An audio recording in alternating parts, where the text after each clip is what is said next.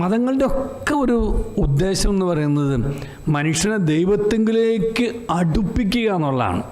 ഇന്ന് എല്ലാ മതങ്ങളും ചെയ്യുന്നത് ദൈവത്തിൻ്റെ മേൽ മതങ്ങളെ തമ്മിൽ അടുപ്പിക്കുക, മതങ്ങൾക്കകത്തും പുറത്തും അടുപ്പിക്കുക എന്നുള്ളതാണ്.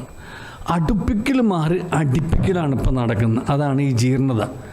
അപ്പോൾ നമ്മുടെ മതസമൂഹങ്ങളിലുള്ള ദൈവത്തിൻ്റെ പേര് പറഞ്ഞ് ദൈവത്തിനായിട്ട് ജീവിതം ഒഴിഞ്ഞു വെച്ച് ദൈവത്തെ സ്വന്തം ജീവിതത്തിലൂടെ കാണിച്ചു കൊടുക്കാൻ തക്കവണ്ണമുള്ള ഗുരുത്വമുള്ള ഗുരുക്കന്മാർ മതസമൂഹങ്ങളിൽ ഉണ്ടായാൽ ഒരുപക്ഷെ ഒരുപാട് മാറ്റം സമൂഹത്തിൽ വരുത്താൻ കഴിയും.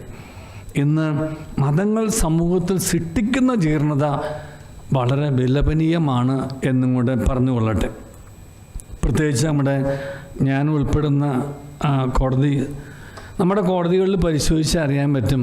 കോടതികളിൽ കെട്ടിക്കിടക്കുന്ന കേസുകൾ 1/3 മതങ്ങൾ തമ്മിലുള്ള പ്രശ്നങ്ങളും മതങ്ങളും തമ്മിലുള്ള പ്രശ്നങ്ങളുമാണ്. പിന്നെ 99% അടിയുറച്ച ഈശ്വരവിശ്വാസികളുടെയാണ് ഈ കേസുകളെല്ലാം. 1% ഉള്ളൂ ഈ സഹോദരനെപ്പനെ പോലെ യുക്തിവാദികളുടെ കോടതി പോകുള്ളൂ. അവർ മിക്കവാറും യുക്തി കൊണ്ട് കേസ് കൊടുക്കില്ല, അവരാരും കോടതി പോകുന്നില്ല. എന്നിട്ട് അവർ ഒരുപാട് ഭണ്ഡാരങ്ങളിൽ നിരത്തിയിട്ട് പാവപ്പെട്ട മനുഷ്യന് 10 പൈസ കൊടുത്തിട്ട് കേസ് ജയിക്കണമെന്ന് പ്രാർത്ഥിച്ചാൽ കുഴപ്പമില്ലായിരുന്നു. ഇതെല്ലാം നമുക്ക് അറിയാവുന്ന വഴിപാടുകളെല്ലാം നിറഞ്ഞിട്ട് എൻ്റെ കള്ളക്കേസ് ജയിക്കണമെന്നുള്ള ഈ കള്ളത്തരം കാണിച്ച് നടക്കലാണ് ഇന്നത്തെ ഈ പൂജ അർപ്പിക്കലും പിന്നെ ദേവാലയത്തിൽ പോലും പ്രാർത്ഥനകളൊക്കെ എൻ്റെ കള്ളക്കേസ് ജയിക്കണം.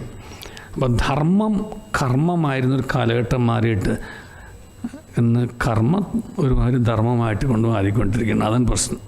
ഈ കർമ്മം എന്നുള്ള വാക്ക് നിഷ്കാമ കർമ്മം എന്നുള്ള വാക്കുണ്ടായിരുന്നു. അല്ല, നിഷ്കാമം എന്നുള്ള അങ്ങ് പോയി. ഇന്ന് വെറും കർമ്മമായി, കയ്യിലിരിപ്പ് മാത്രമായി.